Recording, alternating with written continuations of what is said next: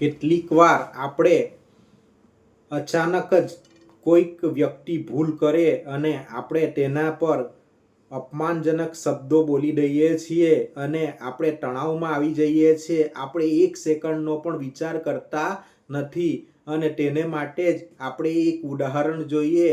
એક બાળક જ્યારે એના પિતા સાથે રમતું હતું અને અચાનક જ બાળકથી ફોન હાથમાંથી લઈને નીચે ફેંકાઈ ગયો અને મોબાઈલ તૂટી ગયો અને તેને કારણે એના પિતાએ એ બાળકને ખૂબ જ જોરથી માર્યો.